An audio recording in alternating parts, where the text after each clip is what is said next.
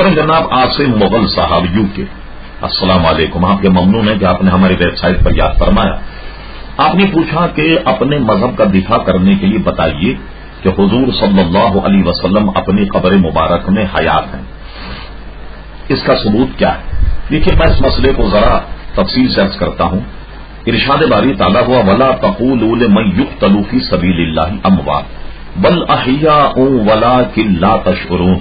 جو لوگ اللہ تبارک و تعالیٰ کے راستے میں قتل کیے جائیں انہیں مردہ مت کہنا بلکہ وہ زندہ ہیں. اور ایک جگہ فرمایا کہ انہیں گمان بھی مت کرنا کہ وہ مرے ہوئے ہیں بلکہ وہ زندہ ہیں اور اللہ تبارک و تعالیٰ کی یہاں سے رزق بھی پاتے، یعنی انہیں رزق بھی دیا جاتا ہے. ظاہر ہے کہ شہید نبی کریم علیہ السلام کا امتی ہے. حضور علیہ السلام کی شریعت پر عمل کرنے میں کوئی آدمی اگر شہید ہو جائے اسے اللہ تبارک و تعالیٰ مردہ کہنے سے منع فرمایا کہ وہ رزق دیا جاتا اور ان کی حیات سمجھنے کا تم شعور نہیں رکھتے. تو اس امت کا جو نبی ہوگا ضروری ہے کہ اس کا مقام شہید سے بھی بلند ہو.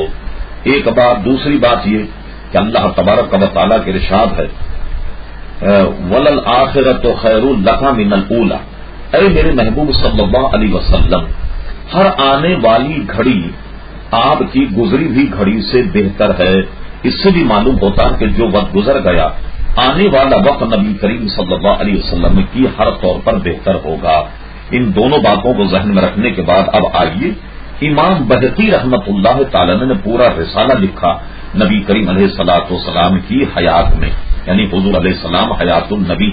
اسی طریقے سے آپ دیکھیے وہ مشہور حدیث ہے جو کتب صحیحہ ستہ میں ملتی ہے کہ حضرت نبی کریم علیہ السلام جب شب معراج چلے تو موسیٰ علیہ السلام کا وصال ہوئے ہزاروں برس گزر گئے، مگر حضور نے ارشاد فرمایا کہ ہم نے موسیٰ علیہ السلام کو دیکھا کہ وہ اپنی قبر میں نماز پڑھ رہے تھے. لہذا نبی کریم علیہ الصلوۃ والسلام اور تمام انبیاء کرام علیہ الصلوۃ والسلام حیات النبی ہیں. حیات النبی کا انکار کرنا گمراہی ہے. اللہ تبارک و تعالیٰ اس سے بچائے.